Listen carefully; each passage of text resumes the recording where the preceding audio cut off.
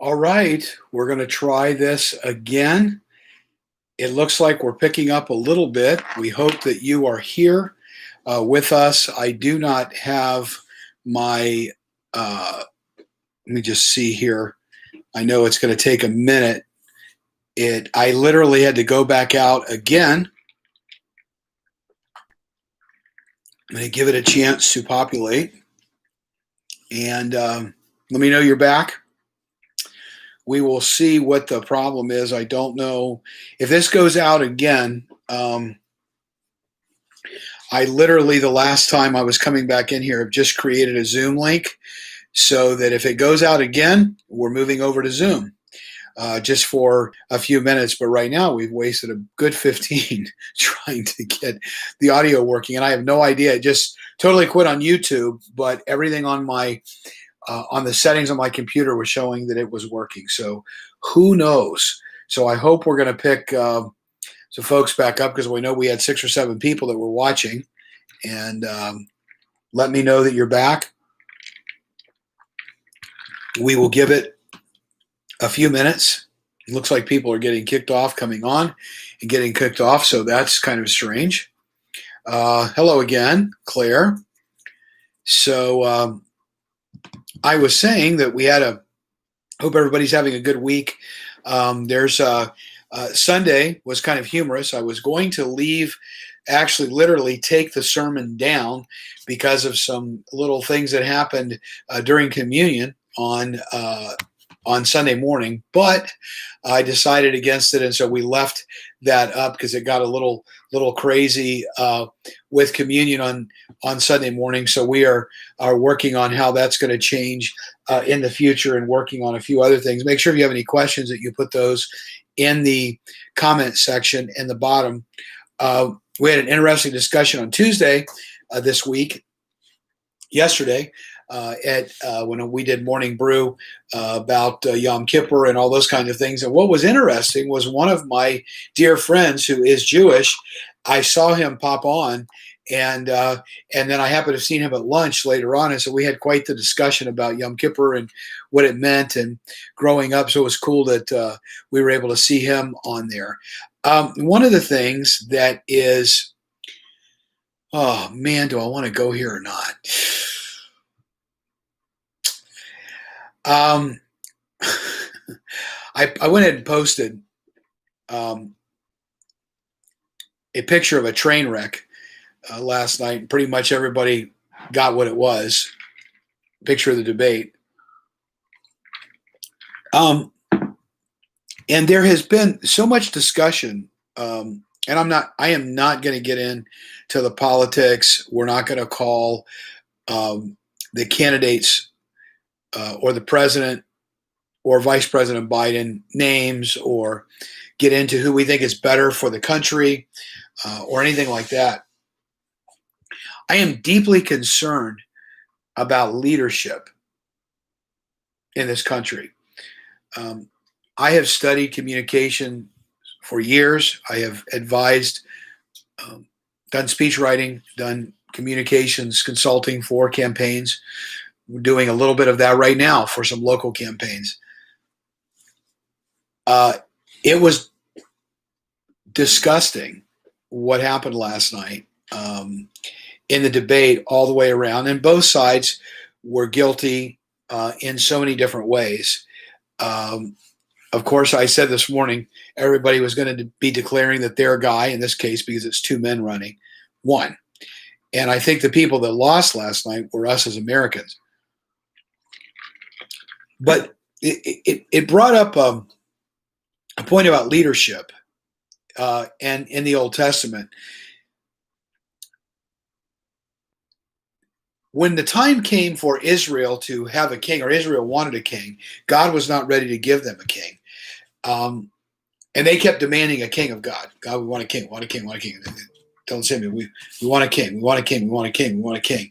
And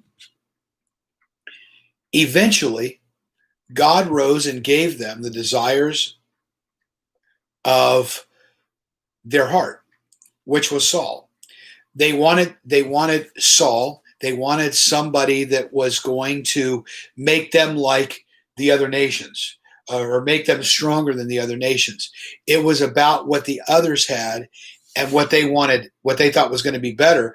And so God gave them the desires of their heart. He gave them Saul. If you've read much of Hebrew history, much of Israelite history, you'll know that that was an unmitigated disaster. We know that Saul was the king. When David took on Goliath, David was not king yet. And Saul should have gone out and fought Goliath, and he did not. It was David.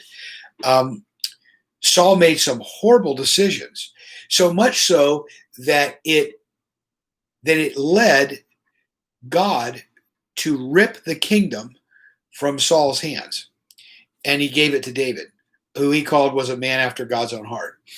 I do not liken what happened in Israel and what's happening in the United States to the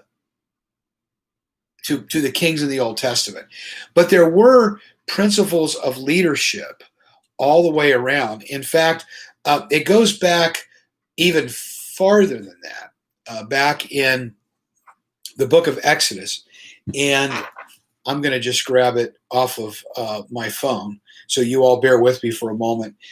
There was a situation that occurred with Moses, and let me see if I can find it real quick in the book of Exodus. And Moses is doing his thing. Let me just get to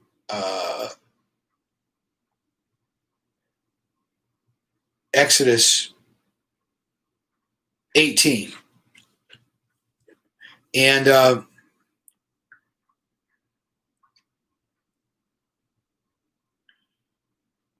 so it's Exodus 18.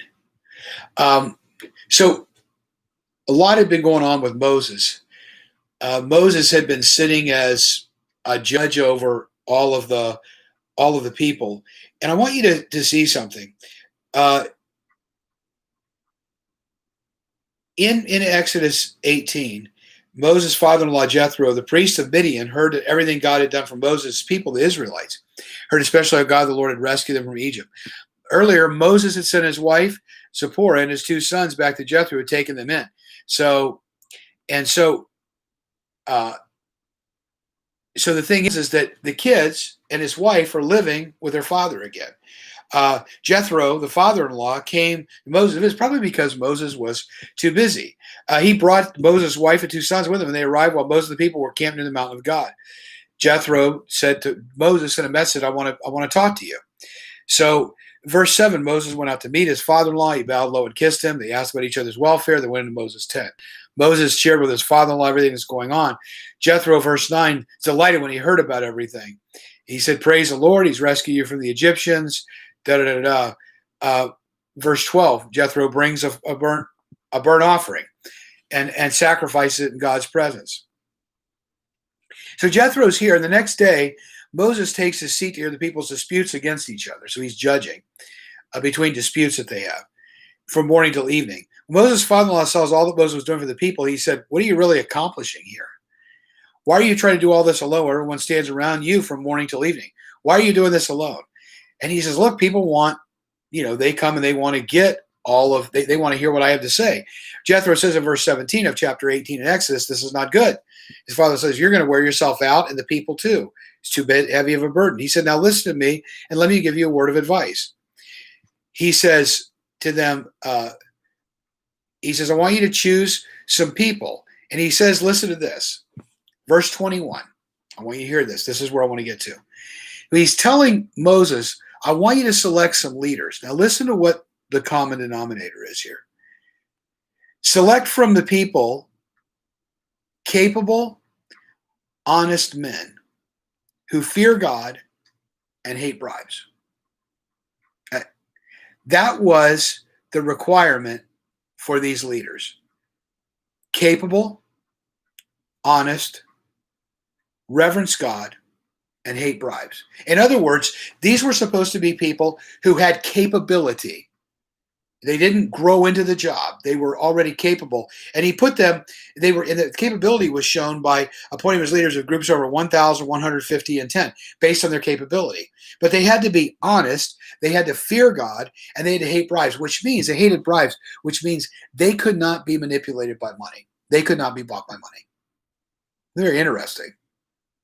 Very interesting to me that these were, this was the leadership qualities that Jethro told Moses he needed to look for. Now, if you jump over to the New Testament, to the book of Acts, Acts chapter, there we go.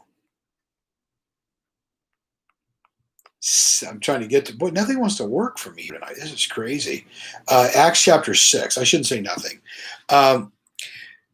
In Acts chapter 6, as a dispute arises between, because the believers were rapidly multiplying, rumblings of discontent, people were being discriminated against in a daily distribution of food. So the 12 disciples, the 12 apostles, called a meeting of all the believers.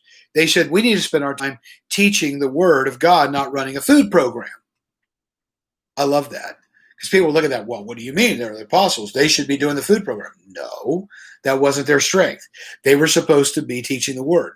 So they said, select 7 men. Listen, select 7 men who are well respected. Again, it's well respected, full of the Spirit and wisdom. And we will give them this responsibility. So notice, Old Testament, capable, reverence God.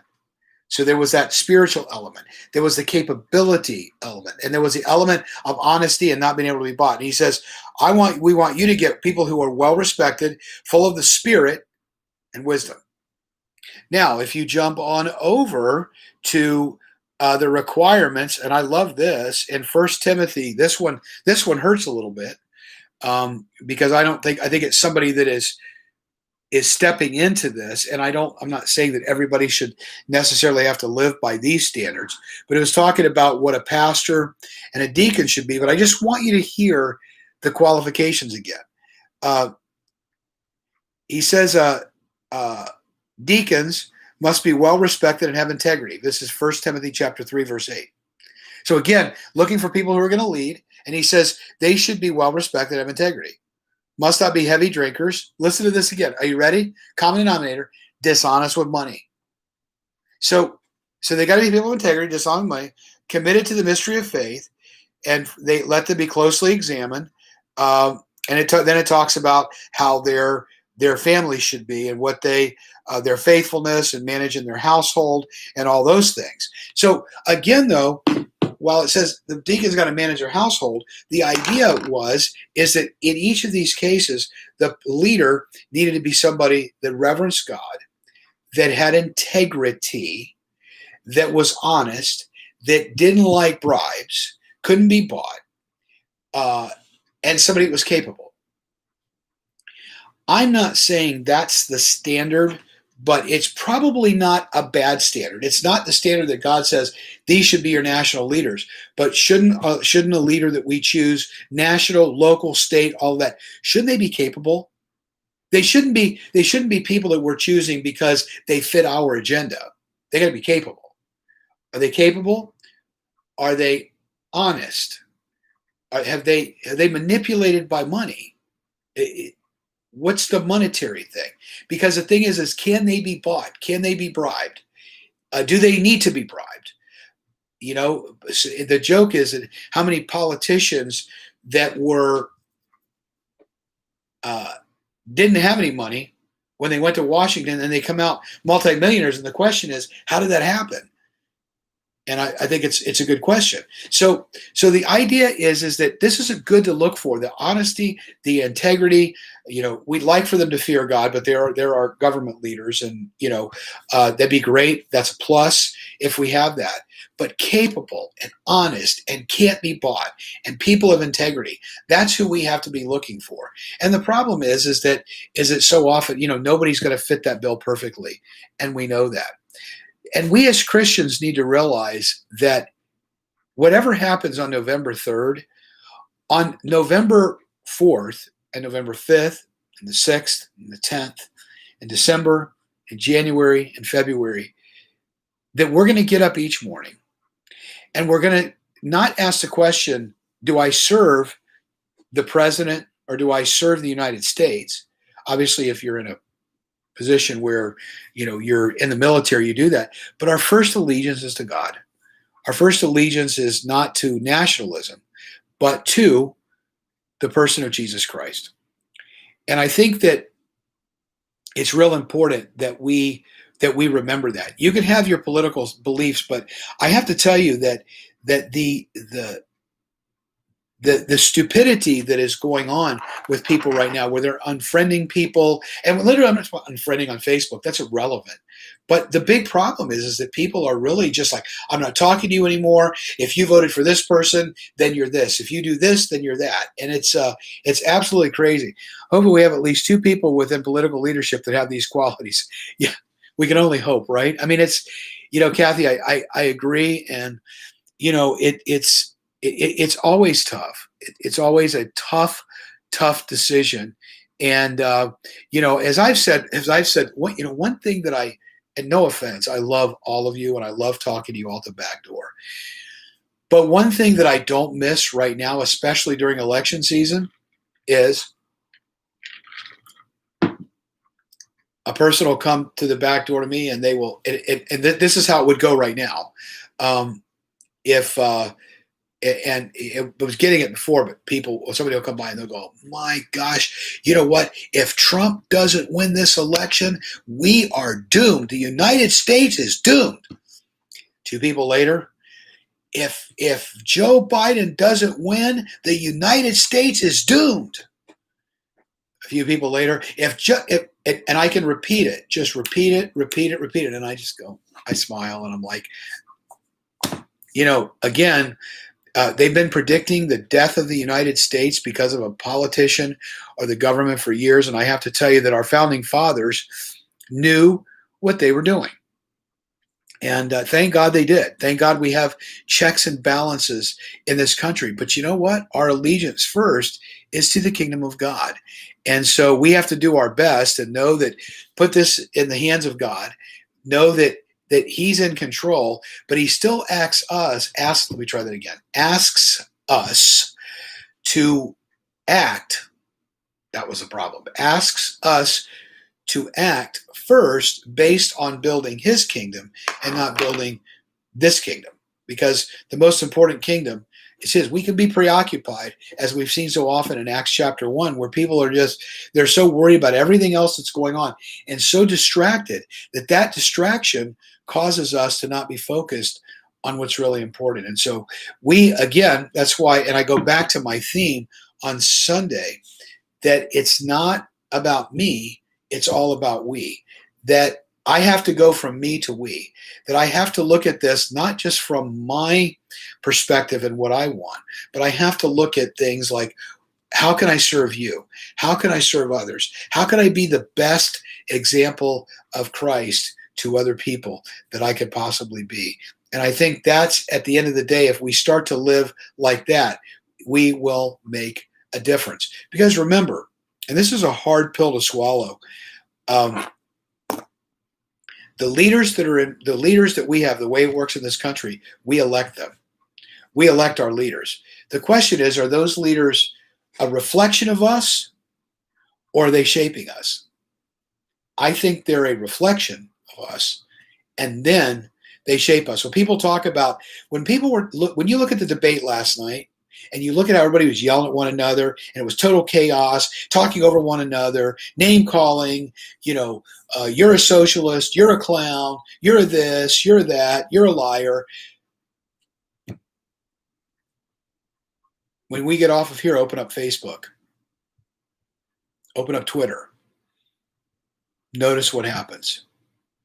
Look at local commission meetings. They're all on TV. Look at how people behave. It didn't start up there. It started here with us. And so we have ourselves if you don't like what's going on with the leadership in our country, we have ourselves to blame. And don't say, well, I voted for the right person, because it's not, we have to be the right person first. And so I think that it behooves us. It doesn't matter who is elected. It doesn't matter what our political position is. We still are responsible to live like Christians and to live as followers of Jesus in this world, regardless of who's sitting in the chair at 1600 Pennsylvania Avenue.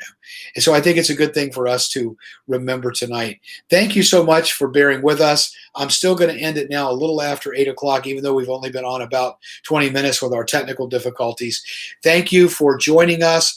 I'll go in and change this so it says 30 at 7:30 and all of that, but because I just needed to get back on with you. But thank you for joining us, and we will see you this Sunday. Talk to you then.